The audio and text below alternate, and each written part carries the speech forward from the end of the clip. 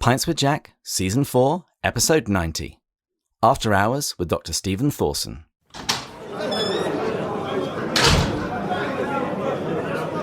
Welcome, everyone. Pints with Jack is your weekly C.S. Lewis podcast where Matt, Andrew and I break down and discuss the works of C.S. Lewis. We've finished Screwtape, we've discussed The Silver Chair, and we're now just wrapping up Season 4 with some interviews. And earlier this season, we had a month that was dedicated to the life and work of Lewis's fellow Inkling, Owen Barfield. And today, we return once more to the subject of this Inkling with Dr. Stephen Thorson. Dr. Stephen Thorson earned an MD degree from Pennsylvania State University and an MA in Theological Studies from Wheaton College, where he was awarded the Cancer Award in Christian History and Theology. He has published many medical research studies, theological articles, and essays on C.S. Lewis. Dr. Thorson has been involved in vaccine-preventable disease research, sponsored by Oxford University. He has contributed most of the articles for the award-winning book Applied New Testament Commentary, as well as for those in the Applied Old Testament Commentary. He has worked in the country of Nepal since 1984, where he served as a missionary and taught systematic and comparative theology in seminaries. And he's here today to discuss the content of his 2015 book, Joy and Poetic Imagination, Understanding C.S. Lewis's Great War with Owen Barfield and its significance for Lewis's conversion and writings. Dr. Thorson, welcome to Pints with Jack. Well, thank you very much for having me. Now, I first came across your work when I heard your interview on All About Jack, which is William O'Flaherty's podcast. I knew a little bit about Barfield's Great War with Lewis, but many people had told me that their dialogue gets pretty dense and the ideas involved quickly become fairly impenetrable. However, on William's podcast, you spoke with some real clarity about Barfield's work and how it influenced Lewis. So I wanted to get you onto the show just to pick your brain before you return to Nepal. Thank you. We hope to return in early August for 2 months, August and September this year. Well, on Pints with Jack, we've got a few standard segments we have to get through before we can dive into the subject matter proper. The first is the quote of the week, which comes from Owen Barfield. What an argumentative man Lewis was, in the best sense. And I'll admit here that I found this quotation in a paper that you wrote, but I couldn't actually track down the source. Do you know where it's from off the top of your head? It's from an address that Owen Barfield gave at Wheaton College in 1964, less than a year after Lewis died. And Barfield's address was printed in his book, Owen Barfield on C.S. Lewis. I still haven't read that, which is a terrible omission on my part. Next up, we got the drink of the week, and today I'm drinking a steaming cup of Earl Grey tea in possibly the most patriotic mug ever. I think even Queen Elizabeth would be a little bit embarrassed about how jingoistic this one is. Dr. Thorson, are you drinking anything? I'm drinking decaffeinated Earl Grey. I've already had my coffee for the morning. Decaffeinated? In a Nepal flag cup. There you go. Well, cheers. Cheers. So I'm used to calling a lot of the guests on this show doctor, but I think you're actually the first medical doctor that we've had. So before we get into the weeds of epistemology and metaphysics of Barfield, would you please tell our listeners a little bit more about your background? Well, I'm a pediatrician and have been a missionary in Nepal for 36 years and am now semi-retired in the United States. And after my MA in theological studies, however, I did teach theology, as you mentioned, for 28 years, and I still teach there by Zoom in the fall, and I teach an elective at Bethany Global University, a mission school in Bloomington, Minnesota. Have you ever thought of doing something as well? Maybe get a law degree as well at the same time? I mean, do you have too much spare time? What is the problem here? No, I did work 3 half-time jobs for many years there. Well, how did you become interested in the Inklings, and in particular, interested in the arguments in the 1920s between Lewis and Barfield? Well, I first discovered Lewis by accident. I loved science fiction, and there was a book, Out of the Silent Planet, in our high school library. I read it and then asked for them to buy the second and third. And the third one, I thought, this Maladale has to be Jesus Christ. And I was a Christian at the time, and eventually I read all that I could borrow or buy of Lewis's books. I have done research in the Bodleian Library as far back as 1980 and many times after that because I went there for medical conferences. I also did quite a bit of research in the Wade Center. I had read a book I shouldn't mention the name, by a scholar on the Great War between Barfield and Lewis, and it seemed confused and he didn't seem to quite understand Lewis. And I researched that as well and found that this book did not, in fact, give a fair representation of Lewis's arguments in the 20s. So then I became interested in writing, and I've written a lot of articles, and finally this book. Wow. So you began with Lewis's science fiction, not Narnia, and then you stumbled into digging into the Great War because you read a book by another author that you didn't think was very good. Right. Beautiful. I only discovered Tolkien because of that hideous strength mentions in the beginning about something still in manuscript by his friend Tolkien. So I went to see if he'd published. So it was quite a surprise. I'm one of the few people who did. Well, back in the 60s, I didn't know anything about either author. Wow. Well, I had heard about Barfield and Lewis's Great War from mainly, I think, the different accounts of Lewis's life, various biographies, as well as the fairly brief reference in Lewis's own autobiography. He talks a little bit about Barfield, but still, it just seemed brief to me. And I never knew too much about the contents of the actual arguments. I knew that Barfield cured Lewis of his chronological snobbery, and I knew that he basically brought him much more towards a spiritual outlook and not just mere materialism, and a little bit closer towards the theism and ultimately Christianity, which he would embrace. But how important is it to understand this Great War if we want to understand Lewis? And also, why is this Great War so rarely discussed in detail? Well, I think that it's actually essential. I mean, Lewis himself says that this is an intellectual conversion of his from materialism, he called it realism, to idealism, which is the idea that the world is basically mental, not physical, to pantheism, the idea that everything is really God in some sense, or we're really God, to theism simple, and then to Christianity. And people sometimes talk about the philosophy, but they don't discuss how important this argument with his friend Barfield was in this journey. I think it's the largely untold story of Lewis's conversion. Lewis claims that it was the Great War was a turning point in his life, and it was in many, many ways, because much that he wrote later as a Christian uses arguments that he developed as a non-Christian in his arguing with his friend Barfield. At least we see this from the extant letters and treatises that they wrote to each other. They have Latin titles, but they were written in English, and it's very readable. If you read Lewis's part, it's as usual. Barfield's a little more difficult to understand because he's a bit indirect, but he's a little more direct in these treatises that he wrote. Most importantly, however, many scholars, by not understanding the Great War, often make two mistakes. They confuse the pre-Christian Lewis with the post-conversion Lewis and try to blend the two or something, and they don't understand how his view of epistemology, which is how we know what we know, changed after his conversion. And if they don't understand that change, then they're making mistakes. The second major mistake they made is to argue with Lewis's epistemology without understanding the metaphysics that it was based upon. Metaphysics here is simply, in my use of it here, what we are as human beings. And if they understood the Great War, they would not make either of these mistakes. The biographies of Lewis also, even some recent ones after my book was published, ignore the Great War or only mention a paragraph without examining what Lewis called his major turning point. Am I right in saying that some of the primary sources for this stuff only came out relatively recently?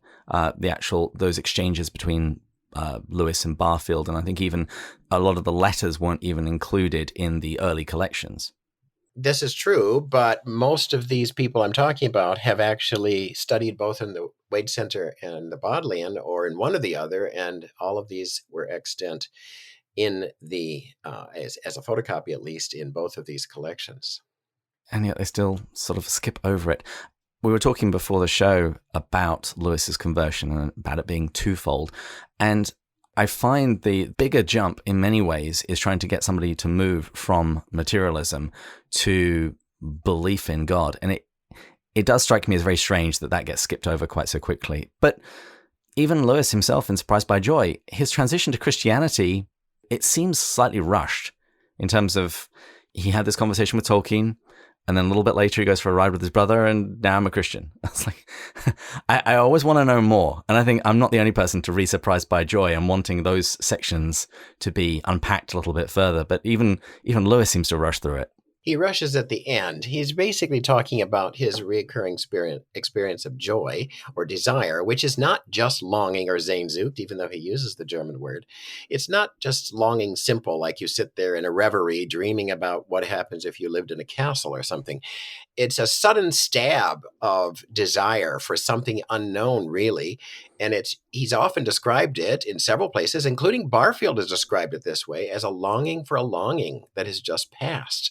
So some of these biographers just love to talk about his argument from desire, which is not really an argument from our desire for something greater in life. It's really an argument for this experience he had, which he thought was more common than I think he found out it was, that this experience was what drove him to keep considering his philosophy. And it's his experience that finally drove him to leave materialism or scientific materialism. And in fact, that may have started even before their arguments about anthroposophy, that he was starting to consider there was some truth in some of the more philosophical idealistic views. And in my book, I try to ignore some of the smaller subsections of that. But he actually tells in quite great detail, I think, all of the steps that were involved in his finally becoming a theist. Is where he becomes a Christian after becoming a theist, that he rushes it very much at the end. Now, you were publishing articles about the Barfield-Lewis War even during the lifetime of Owen Barfield. I mean, he died only comparatively recently, and I heard that you got a rather nice letter from him. Yes, actually, he sent several letters of appreciation for my understanding his views. He hadn't had anybody actually understand him. And he did write indirectly for a reason. He was trying to get a hearing, I think, among evangelical Christians, say at Wheaton, where he often spoke, and his letters ended in his own collection often ended up there in many respects. Some of it's in the Bodleian. And he was trying to get past probably their watchful dragons as Orthodox Christians to try to introduce some of Steiner's anthroposophy. So he was intentionally indirect in many ways. I think he would have shocked people if he had been as direct as he could have been. But many who read Lewis did not understand this anthroposophy or Rudolf Steiner's occult or scientific knowledge, or spiritual science that he called it. And they did not understand that between the big divide between Lewis and Barfield on these joy or experience or imaginative experiences, Barfield called his poetic imagination. And they differed very much on whether these experiences could bring true knowledge of fact in the universe, which would only be knowable by supersensible awareness, not by our senses. And this is important because Barfield recognized that I understood where he was coming from, even though he did know that I agreed with Lewis rather than Barfield on the issues. Well, there you just mentioned Steiner and anthroposophy. So let's now take this from the top. Let's set the context. Lewis and Barfield, they both arrive in Oxford in 1919. Where were they at in their distinctive intellectual and spiritual journeys at this point? Well, Lewis was trying to be an atheist or a materialist who disbelieved in any god, angels, demons, or spirits of any kind. He wrote this to his teenage friend in Ireland. He tried to believe that his experiences of joy were actually untrue. He even tried to believe that they were deceptive in some sense and sucking him in when it wasn't the true universe. Barfield had been raised an agnostic and also experienced something like Lewis's joy when he read lyric poetry, very similar to Lewis's experience of joy, but he only started experiencing that when he went to Oxford. Lewis had had these since he was preteen. And Barfield felt that he was understanding something about lyric poetry seemed to show him something about the universe that was true, that this was a true knowledge that he was receiving, even though it wasn't something that he could get through his senses. Lewis had, as I said, mentioned that this was a sudden stab, immediately fading away, and not nostalgia or homesickness or a reverie or a daydream, but a sudden stab that could be aroused by memory or something from his past, but might be aroused by nature at the moment. But it would be sudden and go away. Barfield's experience of lyric poetry felt that he was expanding the meaning of words, that this experience expanded the meaning of words, not necessarily himself, and that we're reacting on his experience of the outer world, nature, and history. So he believed he gained true knowledge from these experiences, and Lewis did not. Basically, then their great war was begun over an argument over these experiences of theirs, their similar experience, not quite the same, but similar. And they argued over whether, indeed, there was more than just aesthetic value in these experiences, but whether there was some truth about reality that was being experienced. You said Barfield felt like he was receiving knowledge through these super sense experiences. Beyond the five senses, he felt he was receiving knowledge. But can that be articulated, what this knowledge was? Or is it still more of feeling like you're encountering something true, but you're unable to put any of it into words? Well, Barfield believed that he was getting true knowledge at this point when they met, and Lewis felt that this was an illusory sort of psychological deception at the moment, but he still liked the experiences, but he didn't think that they had any truth in them. So Barfield felt, however, that once you had this experience and saw something true about the universe that was not found by our senses or usual ways of gaining knowledge, that you then could bring that to the world and see how it was confirmed, etc. And so both Steiner and Barfield believed that you could actually get new knowledge about the universe that would be seeable by other people who practiced the same meditation, experiences and training in anthroposophy that would allow you to see these truths. And Lewis, of course, didn't think that even his own experience of joy was true. But I think Barfield finally got him to realize that there was meaning in these experiences, but he was never able to accept that there was knowledge. So the key word really here is knowledge. As I said, Lewis was moving through several forms of idealism, that the world is basically mental.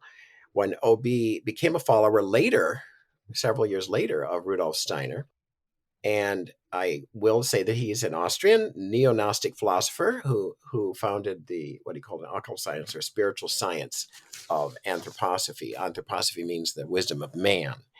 And Steiner defined it as a path of knowledge from the spiritual in man to the spiritual in the universe. Again, notice the word knowledge. And so Barfield says he was shocked to find that Steiner was saying it seemed to know much more than he ever knew about the expansion of knowledge from his aesthetic experiences of lyric poetry. A follower described anthroposophy as knowledge of higher worlds that could be discovered through training, one's awareness of a reality around us that is not known through the senses, this supersensible awareness again. This involves the evolution of our consciousness toward a godlike state, reincarnation and karma. They also believed that they had discovered that there were two conscious persons within Jesus Christ, two Satan figures, and other ideas not accepted by Orthodox churches. Now, Lewis was not a Christian at the time, but he was still horrified because he thought this was involving dabbling in magic and was going to lead to him becoming mad. But Barfield finally showed him that this was much more of a stodgy philosophical thing than it was, dabbling with candles and flames and seances. And so he wasn't as horrified later on in life, and even wrote a blurb for anthroposophists saying thought that they were rational people who believed in this philosophy, but even though he didn't agree with it himself. But Barfield eventually convinced Lewis, he says this, that he convinced Lewis of the value and truthfulness of our reason, our imagination, and morals. He never accepted anthroposophy, even as a non-Christian, but he did move from his rock bottom reality, scientific materialistic naturalism, to some form of idealism that he moved back and forth on while he was studying philosophy and teaching philosophy at Oxford. So, listening to your description of how Barfield understood this process, it sort of seems to me like he imagined that once you had experienced this joy, this poetic imagination, it was almost kind of like an illumination, at which point you could then go on and study these deeper things. But it's almost like experiencing that poetic imagination, that joy, Sehnsucht, whatever we want to call it, that is an awakening, an illumination, that is a prerequisite to really starting to dig into these other ideas. Is that fair? Well, I think no, because for instance, the things I just mentioned that were Orthodox Christianity doesn't accept, there's no way to actually test them with our normal scientific methods. Therefore, it was an acceptance of some bald truths that seemed to occur to someone in the midst of these experiences without being able to actually test them. That was the whole point. Lewis said, well, I'm willing to take meaning from these, and then I'm willing to go and do and subject them to scientific tests. Well, this seemed a bit like dissecting the live animal rather than experiencing the live animal to Barfield. And so that's part of what they argued back and forth on. But that's sort of what I mean by needing this experience first. It's almost like this is an enlightenment initiation, that until this has happened, you're going to think everything else that we say is crazy. Yes, Lewis felt that you could never, this is very important in his biography, and I didn't get into this so far, but he believed that you couldn't actually both look at an illuminating experience as well as experience this at the same time. So you couldn't suddenly, in the middle of your experiencing this stab of joy or desire or longing for a longing that he gets, he couldn't then turn around and immediately look at it without destroying the experience. Introspection actually stops the experience of something. If you're feeling love for someone and then you dispassionately start examining what is love anyways and why am I loving this person, you're no longer actually loving the person. You're now doing something else. You're doing something, and he said you can go back and forth between these two at the same time, but you can't actually at the same time experience a feeling or an illumination or a meaning and then examine it to see whether it's true or false at the same time. That's from Samuel Alexander, isn't it? Am I remembering that? Yes, one of his philosophers the philosopher that he met this philosopher once, or at least he heard him speak once. This philosopher actually was not an idealist at all. And so for him to take this truth that he felt was true in daily and hourly experience from Alexander meant that when he put it into the Great War and he put it into his pantheistic views at the time he wrote his main treatise against anthroposophy for Barfield, that this he had to adapt it to a pantheistic philosophy rather than Alexander's own. So, at this point, the Great War has kicked off. As it progressed, in what areas did Barfield change Lewis's mind specifically, and in what areas did he fail to bring Lewis to his point of view? You've said that he didn't make an anthroposophist out of him, but what did he actually manage to achieve? Well, first of all, he, as you mentioned earlier, he destroyed Lewis's chronological snobbery, which we haven't discussed for new readers maybe what that means. It means that the things that are out of date because someone 100 years ago discussed them are not necessarily false unless someone has shown that they're false. Just by being a snob that the more recent people are believing this doesn't actually argue against an idea from 100 or 500 or 1,000 years ago. And this was very important for Lewis because he suddenly realized he was being a bit of a snob about old ideas when, in fact, he said, for instance, that the square on the hypotenuse doesn't grow moldy and old because it's from Pythagoras. Anyways, Obi also showed Lewis that materialistic naturalism left no place for his correct reasoning or the claim that moral or aesthetic judgment were valid or objective. I think we'll leave it at that. He gets into it in great detail, Lewis does, in Miracles and in a few other places. But he mentions it in his biography that he realized that it wasn't just his experience of joy, but all reasoning and moral reasoning. And it doesn't survive in a naturalistic or scientific materialist world. This resulted in Lewis temporarily arguing for a pantheism that was very similar to Owen Barfield's. Not exactly, but very close, and Barfield was happy with it. Lewis's main treatise in the Great War was that each of our souls is projected from one great spirit and that we could all claim is in some sense ourself. The second part of it goes on to talk about imagination as the highest form of the spiritual life. But again, he argued that it brought meaning but did not give us knowledge. And so Barfield was arguing on that. So is that where a lot of this confusion comes from, trying to pick apart Lewis's ideas pre-conversion, during Great War, and post-conversion, because he moves through these different stages. So if you read him at one point, he sounds like a materialist. At another point, he sounds like a pantheist. And if you read the later Lewis, he sounds like a Orthodox Christian. Well, it certainly results in confusion when people try to take anything they've heard from the Great War and try to say that that's what the post-conversion to Christianity Lewis felt. And in fact, Lewis even says in The Personal Heresy, which is a series of published arguments back and forth with Tilliard over the importance or the truthfulness, really, of poetry. It's a lot like the Great War. This is after he became a Christian. He starts off a lot like he was thinking in the Great War time. And by the time he's end, he says, I realize now that I was exaggerating the importance of imagination there. So what's happening is people are thinking that Lewis continued to hold this high view of imagination as the highest spiritual state, when in fact, he says in his autobiography, Surprised by Joy, that imagination in his Christian life had to take a lower place, that it was not equivalent to being a spiritual person.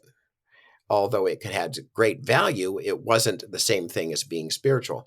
And he makes a distinction, actually, I discussed in the book, between spirit and soul. So he actually has a three-part view of man, which is nothing like the sort of camp psychology and theology of modern evangelicals today. It was more of the medieval distinction between a rational soul and an animal soul. And he makes this very clear in several essays. And so imagination moved from this high view to a low view when he became a Christian.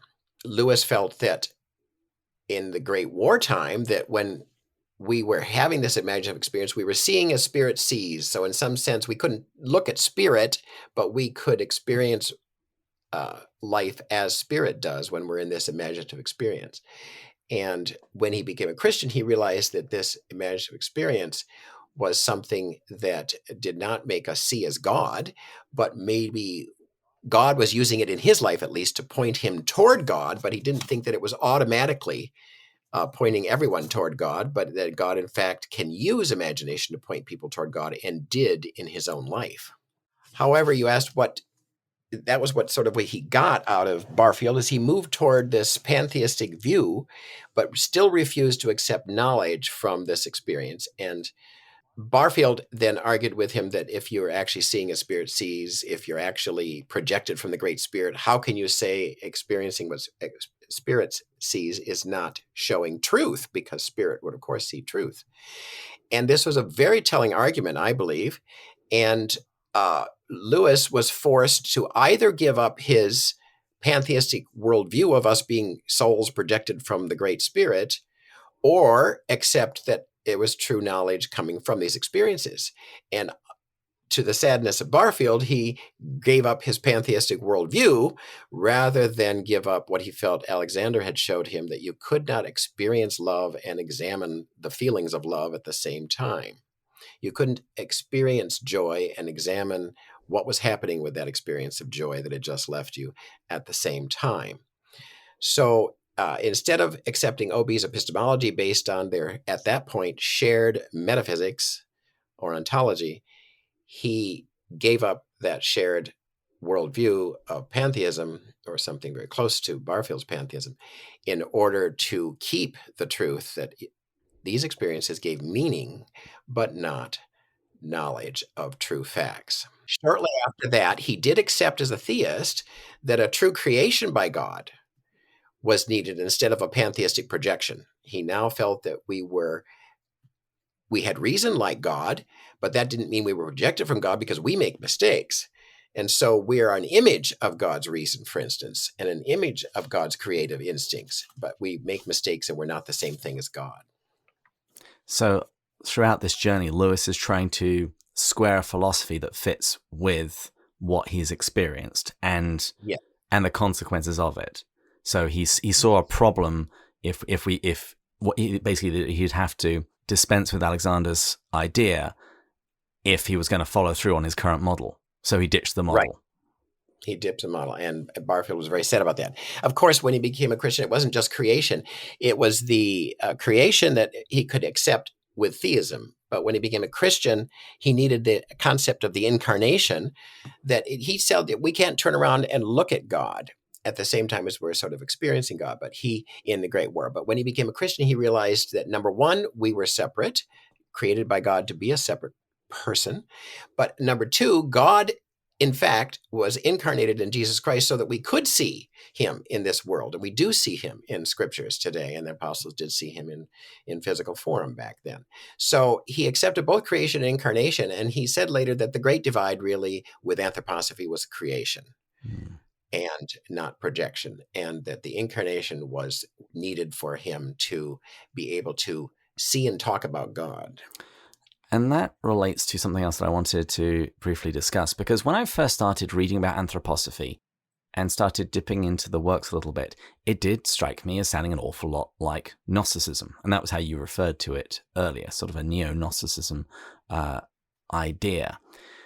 From what sources were the anthroposophists drawing? So in Barfield's conception, they've had these imaginative experiences, but when I read about anthroposophy, it seems to cover everything, and it seems to be drawn from all over the place. What is sort of like the guiding spirit, so to speak? What is it that determines from where they're drawing these ideas? Well, Rudolf Steiner never discusses this sort of joy or poetic imagination that was the basis of the philosophical journeys of Lewis, at least.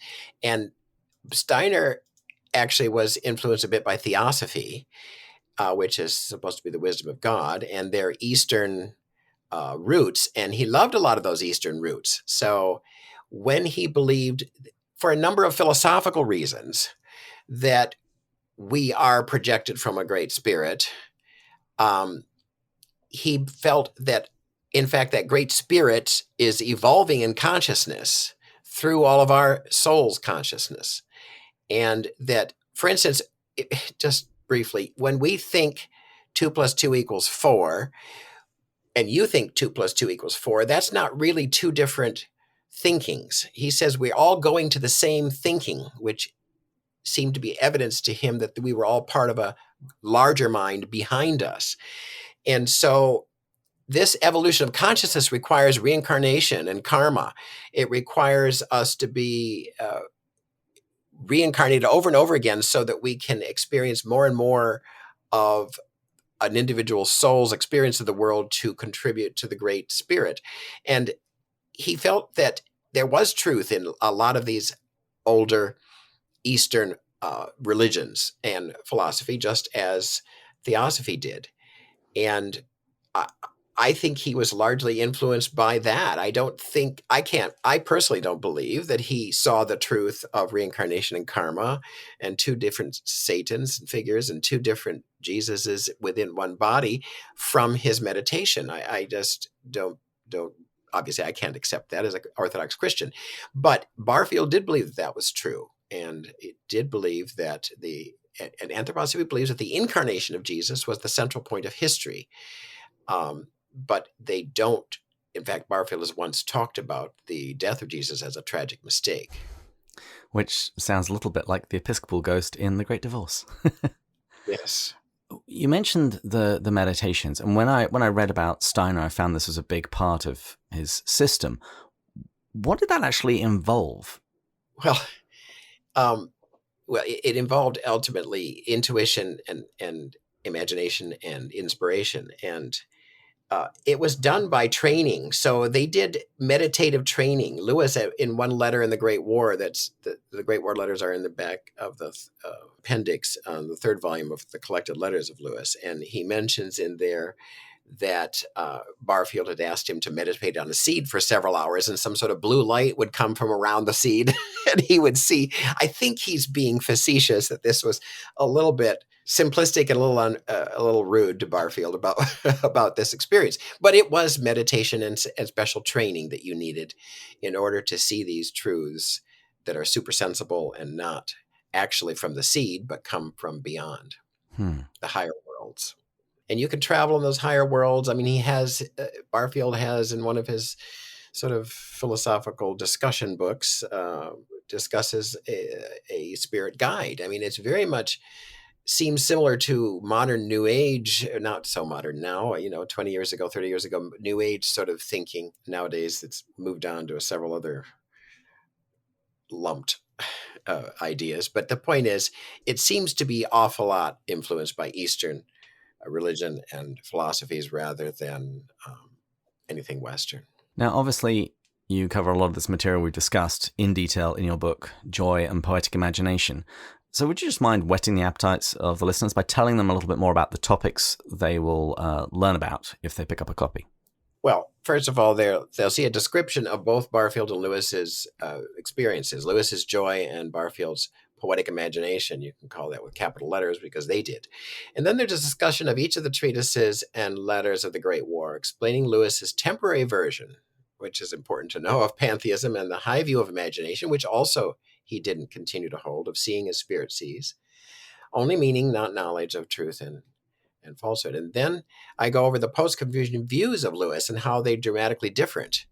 At least by 10 years later, it's dramatically different, although a year or two later, Lewis was very clear that he wasn't pantheistic anymore.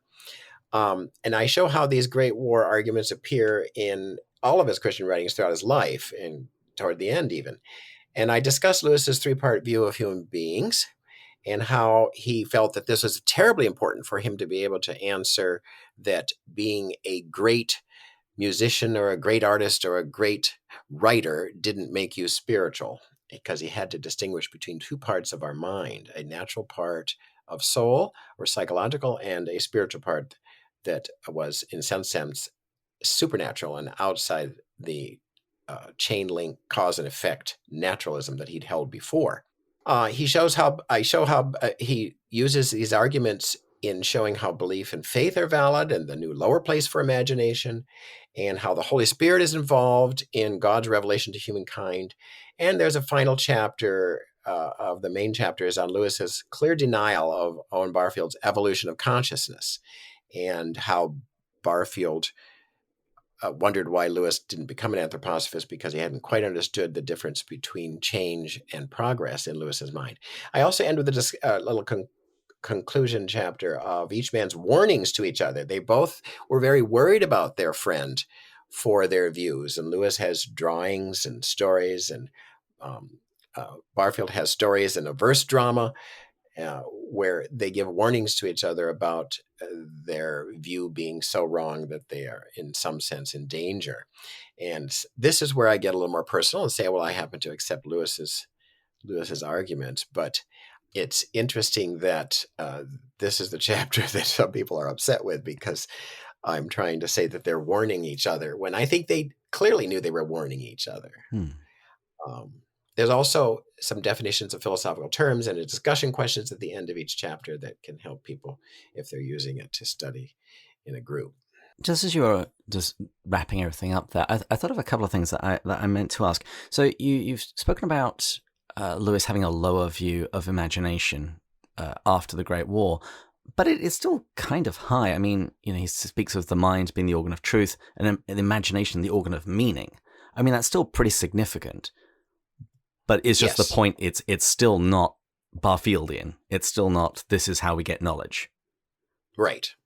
His high view of imagination became lower, but he didn't denigrate it. He thought it was terribly valuable all his life. And as far as the imagination was where he lived all his life and where he taught and wrote books and such a great imaginative writer himself, imagination was valuable, which is why he kept pursuing a different philosophy that would allow it to be valuable. And naturalism didn't work, and then idealism didn't seem to work.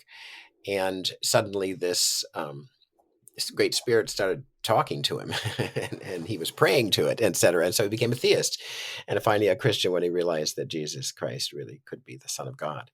And the idea of imagination being low is not what I'm saying. It's just he said he was exaggerating it himself. He said, I'm exaggerating. And he said it had to take a lower place, but it was still a very important place. It's what, in a sense, makes us human, and rather than just an angel or a demon.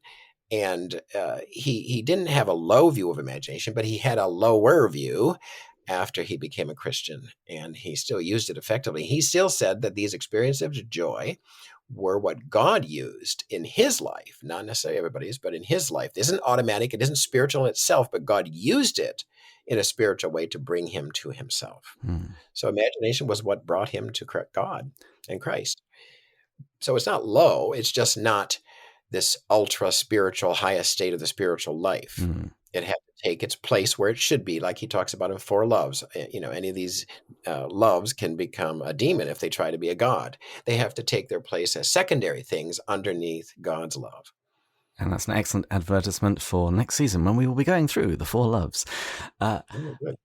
One of the other things that you mentioned was about Lewis's rejection of the evolution of consciousness. And when we went through Barfield Month, this was an idea that I really liked, insofar as when you look at the data, yes, you do see humans talking about their experiences differently as time goes on. There do seem to be shifts. And I always get the impression that Lewis gets that as well. But where does he fall short for Barfield? What step is he not willing to make with regards to this evolution? In his article, Historicism, Lewis talks about this, and he says, yes, there are changes in human sentiment. There are changes the way we talk about things, but this is not necessarily some metaphysical progress, always onward and upward of the human soul. It's just change.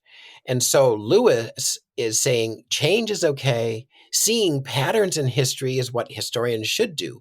But to see some sort of meta-historical grand purpose that's from the historical facts themselves, he doesn't think is possible. Now, actually, he's quite postmodern in that.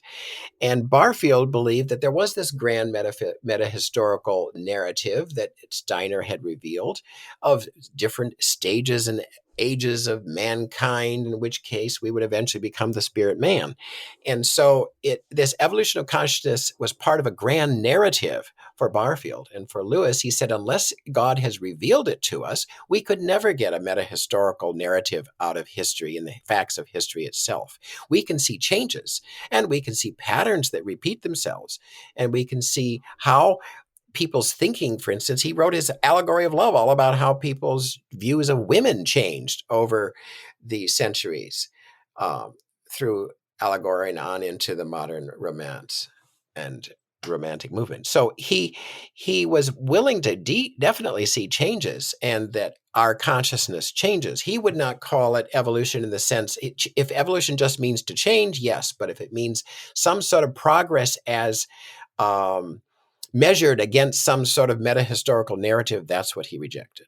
And I think Barfield, after my article, he thanked me for the article, now saw why Lewis didn't become an anthroposophist, because he wasn't willing to say that there was progress with a capital P, or development with a capital D, or evolution with a capital E.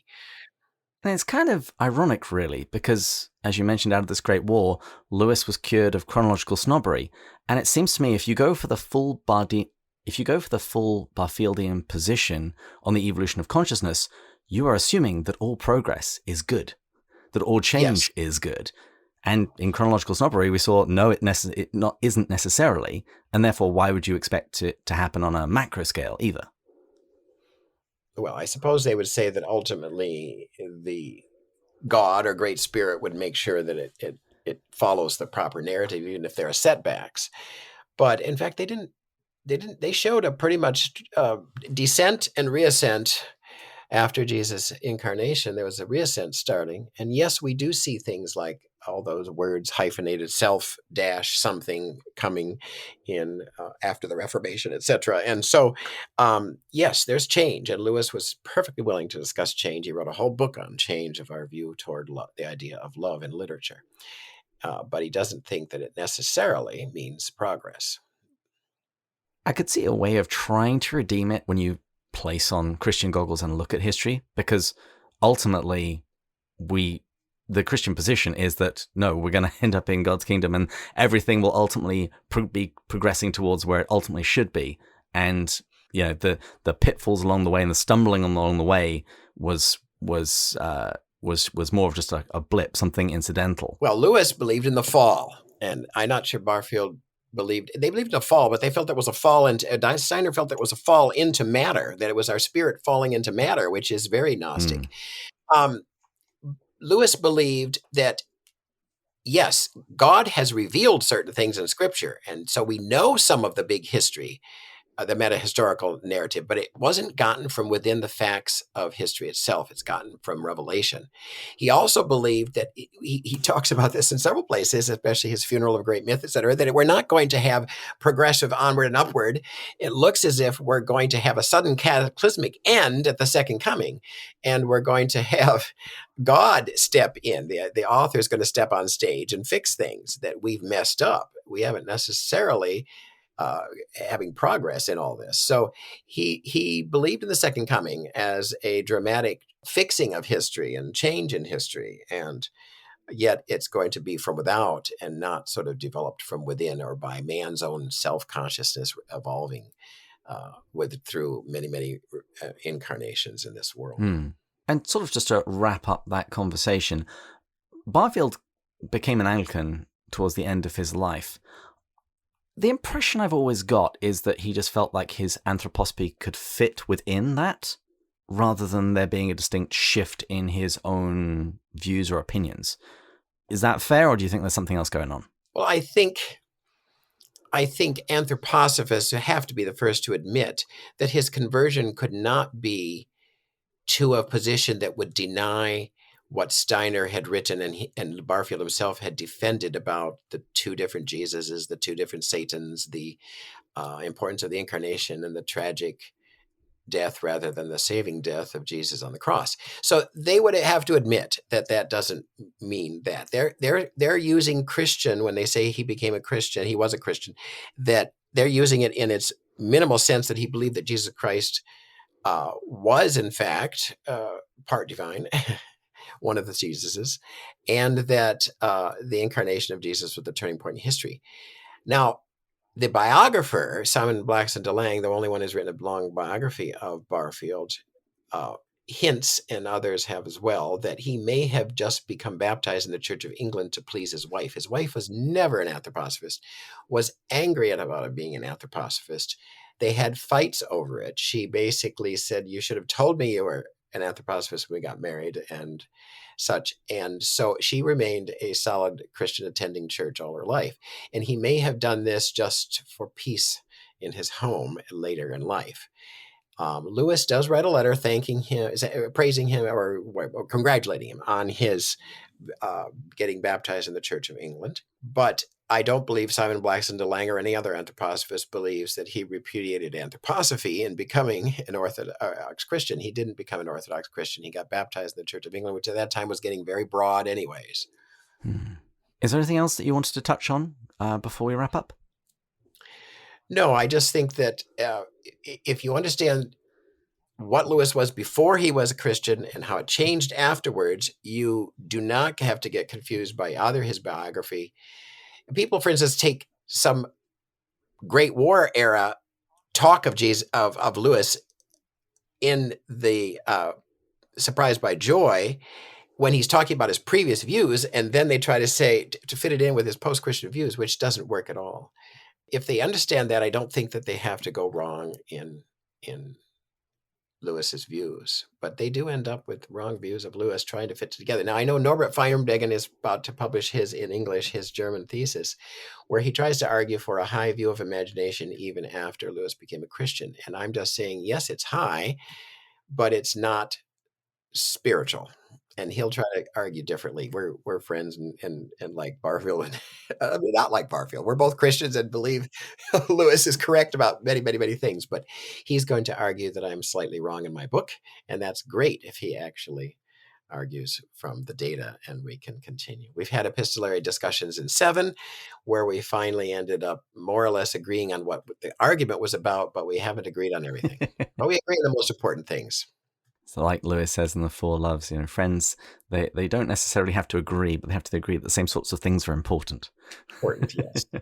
Dr. Thorson, thank you so much for coming on Pints with Jack and helping us get a better understanding of the Barfield-Lewis War and the changes in ideas that happened in Lewis throughout that war, before, during, and after. where can our listeners go to pick up a copy of your book and find out a little bit more about you?